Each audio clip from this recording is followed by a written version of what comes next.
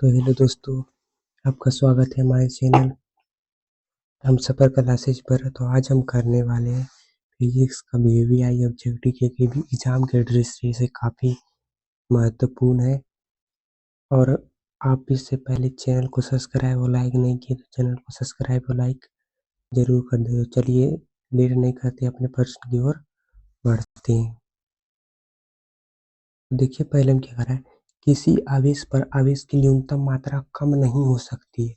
मतलब आवेश की न्यूनतम मात्रा किससे कम नहीं हो सकती, तो 1.6 × 10⁻⁻19 कूलम से कम नहीं हो सकती। तो सही उत्तर ए हो जाए। अब 2 नंबर देखिए, एक लंबे समरूप अवशिष्ट सीधे तार की दूरी r है, विद्युत क्षेत्र की तीव्रता E1 एवं दूरी 2r है, तो विद्युत क्षेत्र की तीव्रता E2 है, तो E1 और E2 का अनुपात क्या होगा। इसका सही जो उत्तर हो जाएगा वो 2/1 है, क्योंकि 2r दिया है और एक r दिया है, तो r और इंटू 1/2r, अगर उल्टेंगे तो 2r/r आ जाएगा, तो r/2, तो 2/1 हो जाएगा। अब देखिए 3 नंबर, एक विद्युत द्विध्रुव के अक्ष पर r दूरी पर विद्युत क्षेत्र की तीव्रता U1 है तथा लंब अर्धक रेखा r दूरी पर तीव्रता E2 है, तो U1 और E2 के बीच का कोण 0 है, तो U1 और E2 एवं 0 होंगे, तो क्या होंगे, तो इसका सही उत्तर हो जाएगा 2:1 पाई। अब देखिए 4 नंबर, एक अघूर्ण वाला एक विद्युतीय द्विध्रुव विद्युत क्षेत्र अघूर्ण वाला एक विद्युतीय द्विध्रुव विद्युतीय क्षेत्र अघूर्ण वाला विद्युतीय द्विध्रुव विद्युतीय के साथ 90 डिग्री का कोण बनाता है, तो इस पर लगा बल अघूर्ण क्या होगा, तो लगा बल अघूर्ण बराबर आप लोग जानते हैं, तो इसका सही उत्तर हो जाएगा ए। अघूर्ण वाला एक विद्युतीय द्विध्रुव विद्युतीय क्षेत्र एक साथ 90 डिग्री का कोण बनाता है। देखिए 5 नंबर, अघूर्ण वाला एक विद्युतीय द्विध्रुव विद्युतीय क्षेत्र के अघूर्ण एवं विद्युतीय द्विध्रुव विद्युतीय क्षेत्र अघूर्ण वाला एक विद्युतीय द्विध्रुव विद्युतीय क्षेत्र के साथ 90 डिग्री का कोण बनाता है, तो लगा बल अघूर्ण बराबर क्या होगा। इसका जो सही उत्तर हो जाएगा करना हो जाएगा पीई हो जाएगा। देखिए 6 नंबर, अघूर्ण वाला एक विद्युतीय द्विध्रुव क्षेत्र अघूर्ण का अधिकतम बल अघूर्ण तक अनुभव करेगा। घूर्ण वाला द्विध्रुव अधिकतम बल अघूर्ण करेगा अनुभव करेगा और अघूर्ण एक विद्युतीय द्विध्रुव विद्युतीय क्षेत्र के साथ कोण हो कितना होगा, इसका सही उत्तर 90 होगा, 90 होगा। अब देखिए 7 नंबर, एक वैद्युत द्विध्रुव के केंद्र से 100 सेंटीमीटर की दूरी पर दो बिंदु ए है और बी है, उसमें ए पर अक्षीय बिंदु जबकि बी पर निरक्षीय बिंदु, ए है जो अक्षीय बिंदु है, बी निरक्षीय बिंदु है, तो ए पर अघूर्ण वाला विद्युतीय द्विध्रुव का बी पर तीव्रता क्या होगा, तो बी पर क्या तीव्रता हो जाएगा, इसका सही जो उत्तर हो जाएगा क्या हो जाएगा, द्विध्रुव के केंद्र से -100 सेंटीमीटर की दूरी पर, द्विध्रुव से -100 सेंटीमीटर की दूरी पर है। अब देखिए 8 नंबर, दो वैद्युत क्षेत्र रेखाएं एक दूसरे को किस कोण पर काटती है, तो दो वैद्युत क्षेत्र रेखाएं एक दूसरे को नहीं काटती है। आप लोग जानते हैं कि पूछेगा कि वैद्युत रेखाएं काटती है, तो आप बोलिएगा नहीं काटती है। विद्युत आवेश का क्वांटम ईएसयू में मात्रक कितना होता है, जो क्वांटम ईएसयू में मात्रक 4.78 × 10⁻−10, सही उत्तर ये हो जाएगा। अब देखिए 10 नंबर, एक विद्युतीय द्विध्रुव दो विपरीत आवेशों से बना है जिनका परिमाण +3.2 × 10⁻−19 कूलम है एवं -3.2 × 10⁻−19 कूलम है और उनके बीच की दूरी 2.5 × 10⁻−10 मीटर है, तो विद्युतीय द्विध्रुव का आघूर्ण है क्या है, तो इसका सही जो उत्तर हो जाएगा क्या होगा, 7.68 × 10⁻−29 सेंटीमीटर। स्थिर विद्युतीय क्षेत्र होता है, स्थिर विद्युतीय क्षेत्र क्या होता है, हम लोग जानते हैं स्थिर विद्युतीय क्षेत्र क्या होता है, संरक्षी। अब देखिए 12 नंबर, मूल बिंदु पर एक घन बिंदु आवेश q स्थित है जबकि x बराबर 2 सेंटीमीटर पर एक बिंदु घन आवेश 2q पर स्थित है, तो इसका आवेश का निकट x के क्या होगा, तो इसका जो सही उत्तर जाएगा वो सी हो जाएगा। आवेशों के बीच किसी बिंदु पर वैद्युत क्षेत्र की तीव्रता 0 हो सकती है, सही उत्तर सी हो जाएगा। एक वैद्युत ध्रुव को वैद्युत क्षेत्र में रखा जाता है जो वाई अक्ष पर दृष्ट है, एक्स अक्ष की ओर जाने पर बदलता है पर वाई एवं जेड की ओर अचर रहता है। मतलब कि एक वैद्युत ध्रुव है, ओके। इसको क्या है कि वाई अक्ष पर दृष्ट रखा है, एक्स अक्ष की ओर जाने पर बदल जाता है। मतलब कि वाई अक्ष पर दृष्ट है और एक्स की ओर जाता है तो ये बदल जाता है। तो वाई एवं जेड की ओर अचर रहता है। यदि दो ध्रुव एक अक्ष की स्थिति में हो तो कुल बल एक वैद्युत ध्रुव में क्षेत्र में रखा जाता है जो क्या चीज एक अक्ष की ओर होगा। और देखिए 14 नंबर, एक ही पदार्थ के धातु के दो गोले ए और बी दिए गए हैं, उस पर प्लस क्यू आवेश। मतलब एक ही पदार्थ दो गोला है, मानो गोला ए है, माना गोला बी है, एवं प्लस क्यू आवेश एक दूसरे पर, एक पर मतलब प्लस क्यू आवेश है, इस पर प्लस क्यू आवेश है, प्लस प्लस इस पर है, एक पर माइनस है, बी पर क्या है माइनस है दिया गया है। तो क्या होगा, जानो कि जब पॉजिटिव रहता है तो उससे loss of electron electron and negative रहेगा तो गेन ऑफ इलेक्ट्रॉन इलेक्ट्रॉन को लेगा, निगेटिव रहेगा। निगेटिव रहेगा तो बी का द्रव्यमान बढ़ेगा और ए का द्रव्यमान क्या रहेगा वो भी नहीं रहेगा। तो 14 का जो आंसर रहेगा क्या देगा, बी का द्रव्यमान बढ़ेगा क्योंकि माइनस है। बी अब बोलेगा बी कैसे माइनस होगा, बी कैसे क्योंकि काहे होगा, क्योंकि माइनस क्यू आवेश है बी पर, तो माइनस क्यू आवेश है तो इसका तो माइनस रहता है तो इलेक्ट्रॉन को लेता है, और प्लस रहता है कि इलेक्ट्रॉन को छोड़ता है। तो सही उत्तर बी हो जाएगा क्योंकि निगेटिव है तो लेगा। अब 15 नंबर देखिए, इलेक्ट्रॉन का विशिष्ट आवेश होता है। तो आप लोग जानते हैं इलेक्ट्रॉन का जो विशिष्ट आवेश होता है 1.8 × 10⁻11 कूलम पर केजी।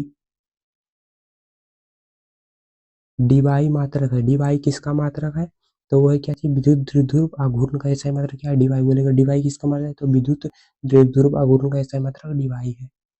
17 नंबर, एक आवेशित चालक की सतह के किसी बिंदु पर विद्युत क्षेत्र की तीव्रता क्या होगी। इसका सही उत्तर है सतह के लंबवत होगी। क्या बोल रहा है, आवेशित चालक है। तो देखिए हम एक आवेशित चालक बना रहे हैं, मानो ये आवेशित चालक है, ओके। अब इस पर बोल रहा है कि किसी बिंदु पर विद्युत क्षेत्र की तीव्रता, मानो ये एक बिंदु है और इस पर विद्युत क्षेत्र की तीव्रता, यहाँ से जो विद्युत क्षेत्र की तीव्रता होगी वो सतह के लंबवत होगी। इधर भी देखो हम देते हैं तो सतह के लंबवत जाता है, इधर भी हम देंगे तो सतह के लंबवत, और इधर भी देंगे तो सतह के लंबवत। सतह के लंबवत सगरों 90 डिग्री कौन बना रहा है कि नहीं बना रहा है, यहाँ भी 90 डिग्री, यहाँ भी 90 डिग्री, यहाँ भी 90 डिग्री, तो बोलेंगे सतह से लंबवत होगा क्योंकि तीनों चारों जितना क्षेत्र की रेखा खींचेंगे सब सतह के लंबवत होगा। एक कूलम आवेश बराबर, आप लोग जानते हैं एक कूलम आवेश बराबर कितना होता है, तो 2.99 × 10⁻9 ईएसयू में, ईएसयू में दिया है, घबराएगा नहीं, ईएसयू में दिया है। 6 पॉइंट, यदि गोले पर आवेश 10 माइक्रोकूलम हो तो उसकी सतह पर विद्युतीय फ्लक्स क्या होगा। गोले पर आवेश 10 माइक्रोकूलम है तो उसकी सतह पर विद्युतीय फ्लक्स क्या होगा। इसका सही उत्तर क्या होगा, 36 पाई गुने 106 newton metre square by coulomb square.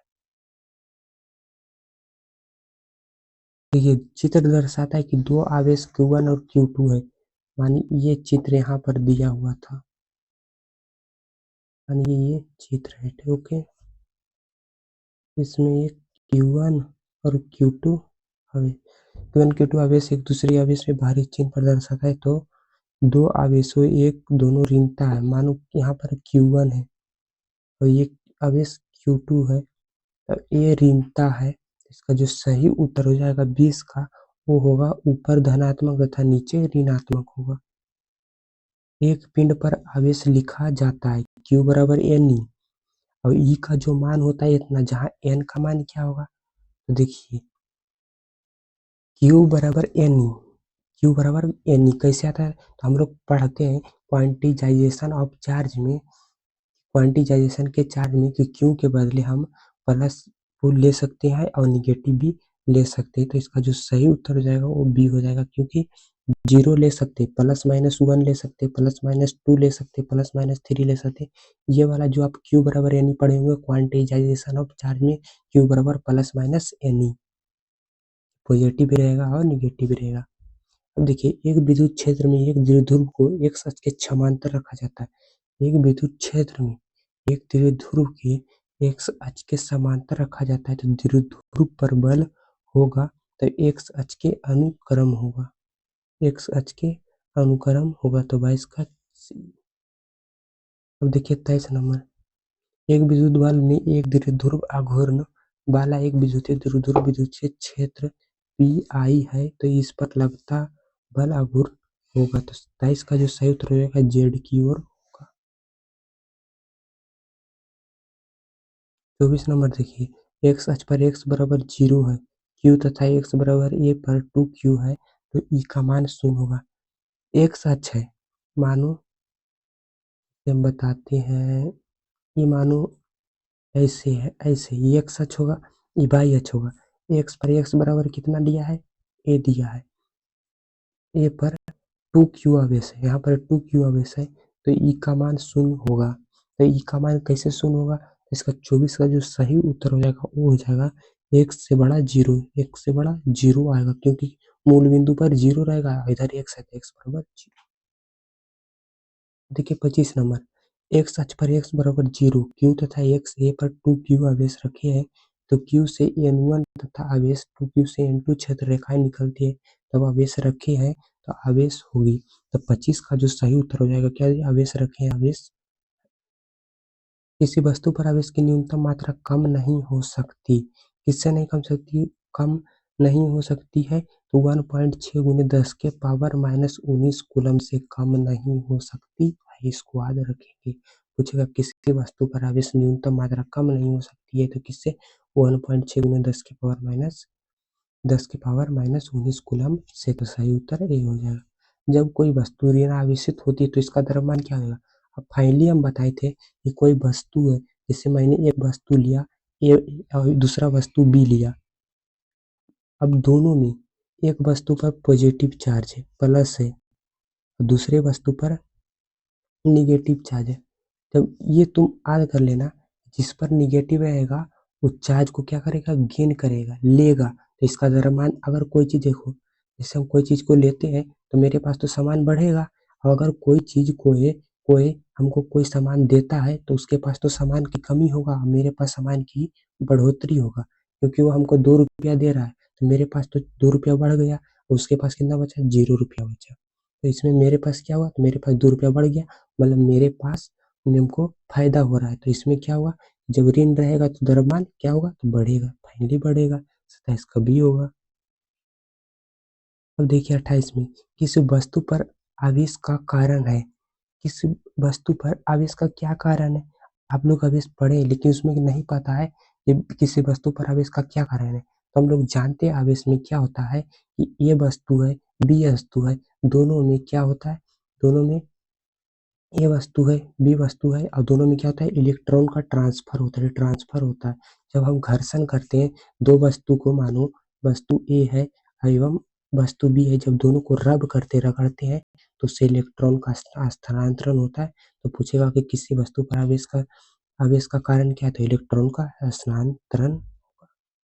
विद्युत क्षेत्र का बीमा सूत्र है, विद्युत क्षेत्र का जो बीमा सूत्र है वह कितना है, तो एम एल टी -3 a-1 होगा। याद रखेंगे कि विद्युत क्षेत्र का बीमा क्या लिखेंगे, तो लिखेंगे MLT-3 a-1, विद्युत क्षेत्र का बीमा MLT-3 a-1, MLT-3 a-1, तो सही उत्तर क्या हो जाएगा, सही उत्तर ए हो जाएगा 29 का।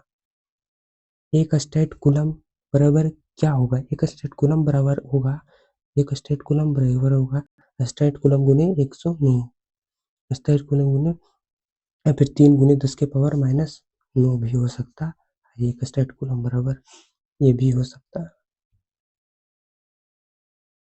एक आवेशित चालक क्षेत्र आवेश घनत्व सिग्मा है, इसके पास विद्युत क्षेत्र का मान कितना होगा। तो जानते हैं, हम लोग पढ़े हैं पतले चादर और मोटे चादर, एक चादर में क्या होता है सिग्मा बटा 2 एप्सिलॉन नॉट, तो इसमें क्या कर रहा है, एक आवेशित चालक का क्षेत्र आवेश घनत्व है वह सिग्मा है, इसके पास विद्युत क्षेत्र का मान कितना होगा, मतलब आवेश हमको बता रहा है आवेश घनत्व, चार्ज डेंसिटी बता रहा है हमको कि सिग्मा है, तो इसमें विद्युत क्षेत्र का मान पूछ रहा है। तो आप लोग जानते हैं चार्ज डेंसिटी में घनत्व में कि सिग्मा बटा इप्सिलॉन नोट पतले होगा। तो सिग्मा बटा 2 सिग्मा बटा इप्सिलॉन नोट सही उत्तर बी हो जाएगा। एक कूलम्ब आवेश बराबर होता है, एक कूलम्ब आवेश बराबर कितना होता है? तो 3 गुने 10 के पावर 9 ESU के बराबर होता है। ESU पूछेगा, ESU क्या है? तो इलेक्ट्रोस्टैटिक यूनिट होगा, इलेक्ट्रोस्टैटिक यूनिट होगा ESU के मतलब। अब देखिए, किसी आवेशित खोखले गोलाकार चालक के भीतर विद्युतीय क्षेत्र का तीव्रता का मान होगा। एक आवेशित चालक है, मतलब आवेश है उसमें, लेकिन अंदर से खोखला और गोला है, तो चालक के भीतर हमको पूछ रहा है वह है विद्युत क्षेत्र की तीव्रता। तो माने कि हम ये एक खोखले गोलाकार चालक है, इसके बाहर इसे मैंने आवेशित कर दिया, आवेशित कर दिया, तो इसके अंदर विद्युत क्षेत्र की तीव्रता क्या होगी? 0 होगी। सही उत्तर क्या हो जाएगा? 0। वायु में एक दूसरे से 30 सेंटीमीटर की दूरी पर इससे दो आवेशित कणों का आवेश क्रमशः 2 गुने 10 के पावर माइनस 7 सेंटीमीटर है, कूलम है बोलो, सॉरी कूलम, तथा 3 गुने 10 के पावर माइनस 7 कूलम है, तो इनके बीच लगते बल का परिमाण है, मतलब इनके बीच लगते बल का परिमाण है जो 6 mm है, माइक्रो न्यूटन है, मीटर न्यूटन है, मतलब 6 मीटर न्यूटन है। कैसे? तो यहाँ पर 30 तो इधर है, 10 के पावर माइनस 7, तो ये दोनों से ये दोनों तो हो जाएगा, कैंसिल हो जाएगा, कैंसिल हो जाएगा। अब ये बचा फाइनली ये 30, यहाँ से ये कटेगा तो 6 मीटर न्यूटन आ जाएगा। और देखिए 35 नंबर, राशि जहाँ संकेतित समान विमीय सूत्र है, जहाँ संकेत समान है तो विमीय सूत्र है, विमीय सूत्र है, तो इसका सही उत्तर क्या हो जाएगा? सी हो जाएगा। लेकिन ये आपको अगर नहीं समझ में आए तो इसे को छोड़ दीजिएगा, हम बाद में एक्सप्लेन कर देंगे।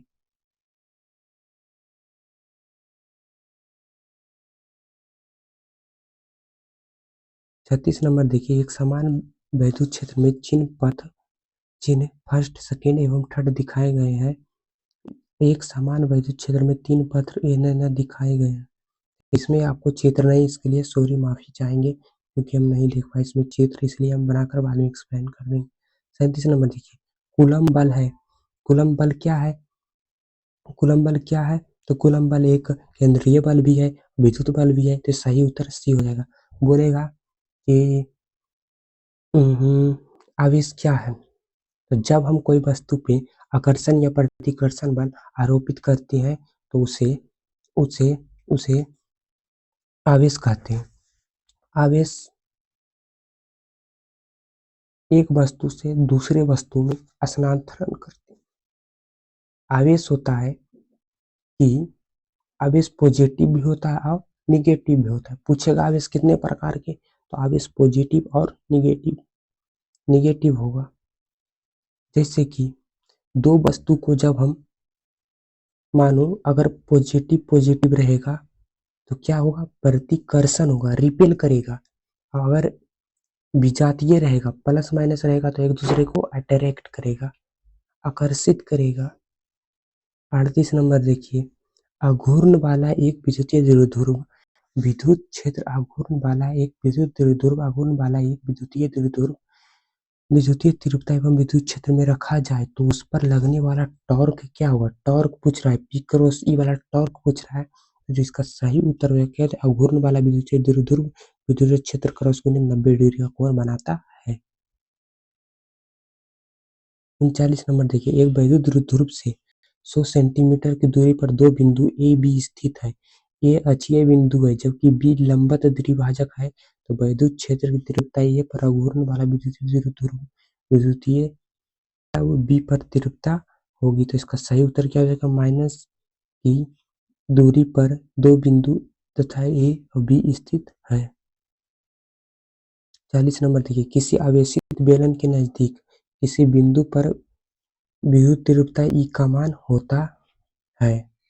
इस विद्युत तीव्रता का मान होता है। किसी आवेशित बेलन है, बेलन पर आवेश है, नजदीक किसी बिंदु पर एक नजदीक बिंदु है, उस पर विद्युत तीव्रता ई का मान कितना होगा? तो जो इसका सही उत्तर हो जाएगा वो जगह किसी आवेशित बेलन के नजदीक किसी बिंदु पर होगा।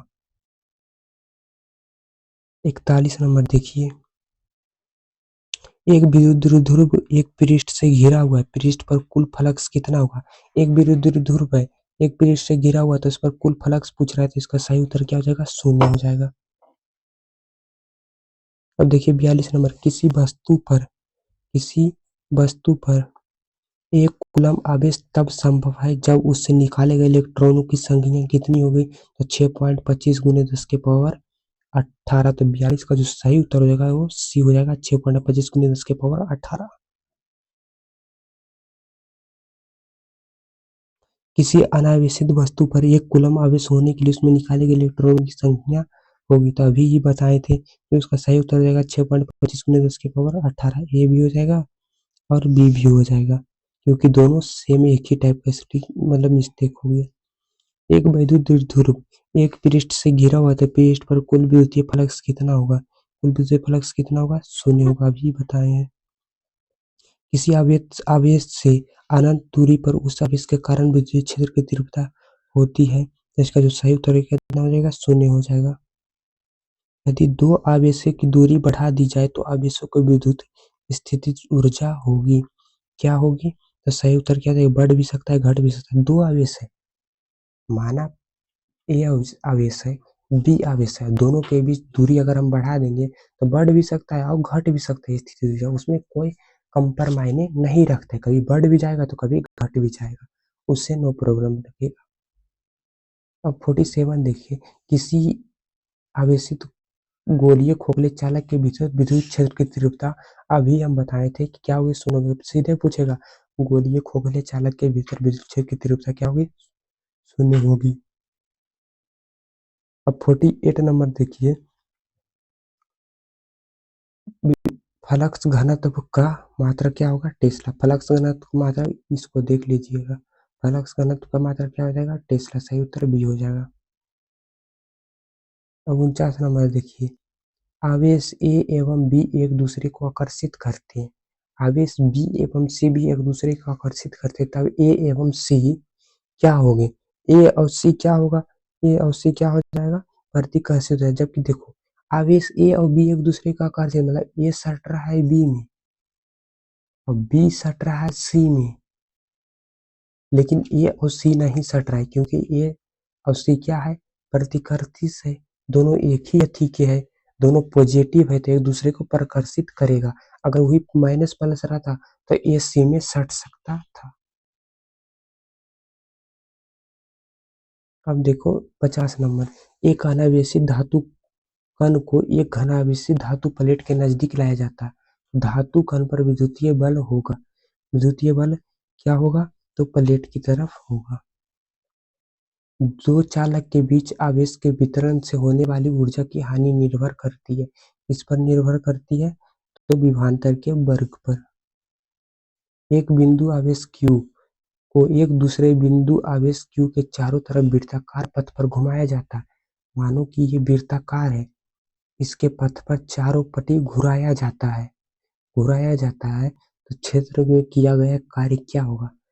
तो विद्युत क्षेत्र के द्वारा किया गया कार्य क्या होगा? तो 0 होगा, क्योंकि घुमा रहा है, कहीं पर कांस्टेंट वेलोसिटी से घूर रहा है, कांस्टेंट, तो इसका क्या हो जाएगा? 0 हो जाएगा। आवेश का SI मात्रक आप लोग जानते हैं कूलम होता है, आवेश का SI मात्रक कूलम होता है, आवेश का क्या क्या SI मात्रक क्या होता है? कूलम होता है। आवेश का बीमा आप लोग जानते हैं, आवेश का बीमा पूछेगा तो AT या IT होगा, IT। इलेक्ट्रॉन पर आवेश बराबर क्या होता है? तो इलेक्ट्रॉन पर जो आवेश होता है वो होता है 1.6 × 10⁻⁻19 कूलम। ये लोग तो आप लोग ऐसे ही उड़ा देंगे। निम्न में से किसका अस्तित्व संभव नहीं? अस्तित्व अगर आपको पूछे बोलेगा तो आप लोग, हम आपको एक उपाय बताते हैं कि जब आपको अस्तित्व बोले तो आप लोग डायरेक्ट लगा दीजिएगा क्वांटाइजेशन ऑफ चार्ज, Q बराबर NE। तो यहाँ पर अगर हम 32 को रखते हैं तो 1.6 गुने तो 16 दूनी 32, 32 तो कट जाता है, 16 भी कट जाता है, 64 भी कटा है, लेकिन 24 नहीं कटा। सही उत्तर सी हो जाएगा। फाइनली कुछ नहीं देखना है, देखना है कि 16 से कट रहा है तो होगा, नहीं कट रहा है तो नहीं होगा।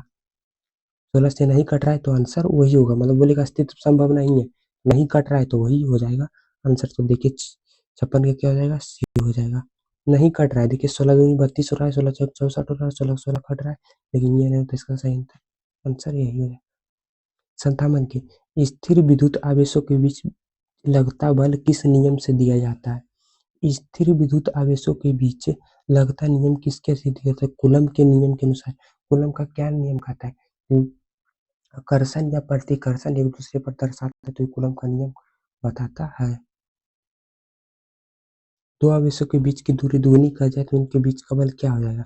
उनके बीच का बल क्या हो जाएगा? चौथाई 4 गुना हो जाएगा। दो आवेश है, दूरी दुगनी कर रहा है, 2 गुने 2 4 गुना। एक कूलम्ब वह आवेश है जो जो शून्य से 1 मीटर की दूरी पर स्थित समान आवेश पर बल लगाता है। बल लगाता है, तो इसका सही जो उत्तर हो जाएगा क्या हो जाएगा? सी 9 गुने 10 की पावर 9 न्यूटन। मुक्त आकाश की बराबर द्युतांक क्या होते हैं? 8.50 गुना 10 के power -12 farad metre inverse. Farad metre metre inverse, तो सही उत्तर क्या हो जाएगा? सी हो जाएगा।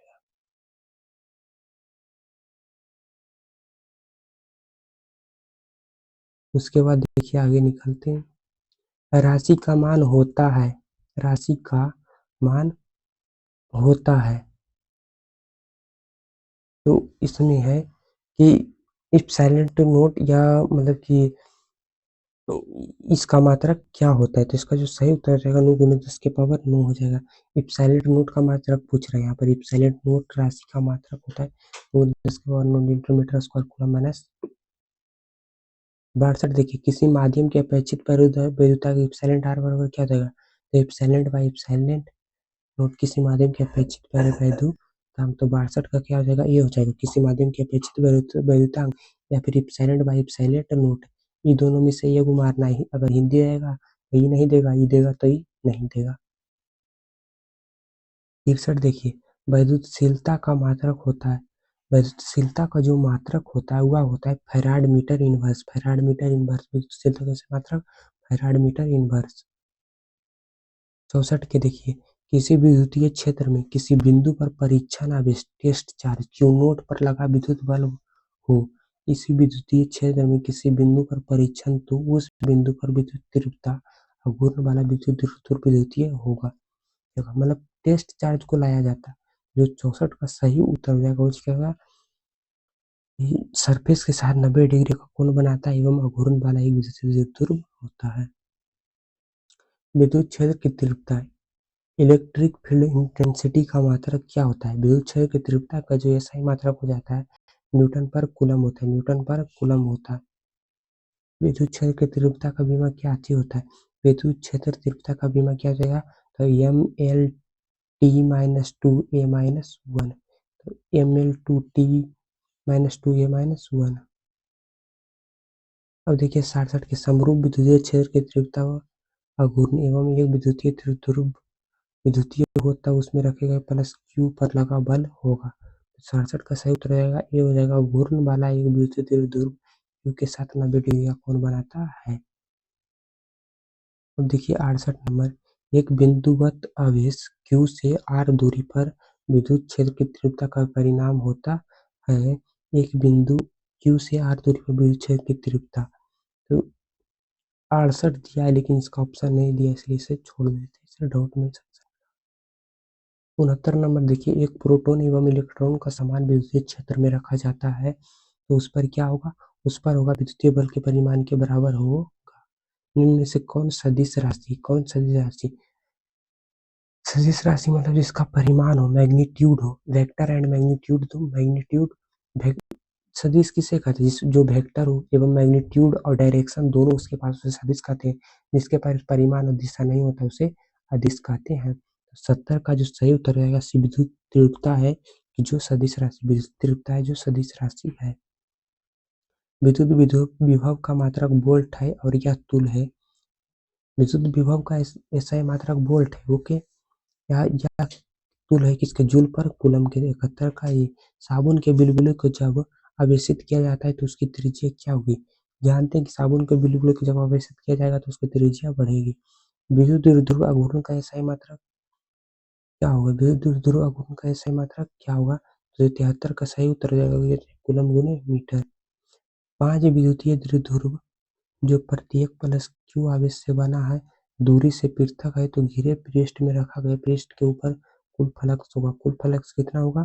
तो होगा 0 होगा।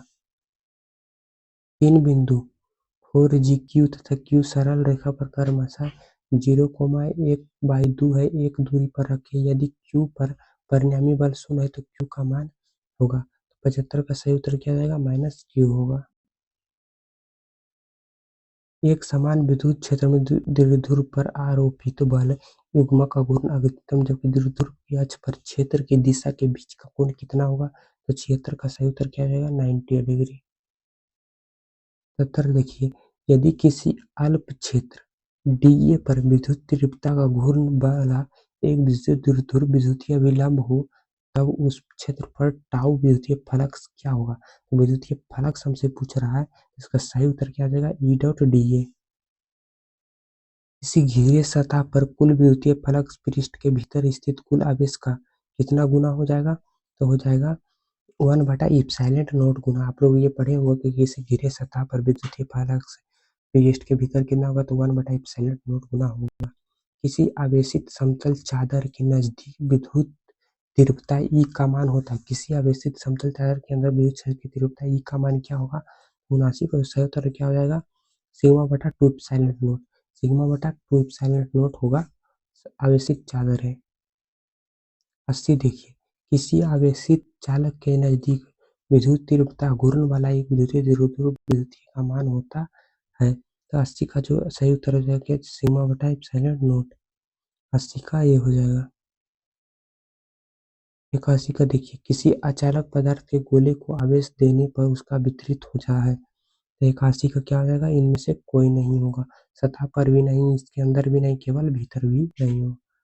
82 नंबर देखिए, चालक पदार्थ से बने असीमित आवेशित पतली चादर के निकट स्थित किसी बिंदु पर विद्युत क्षेत्र की तीव्रता का मान क्या होगा?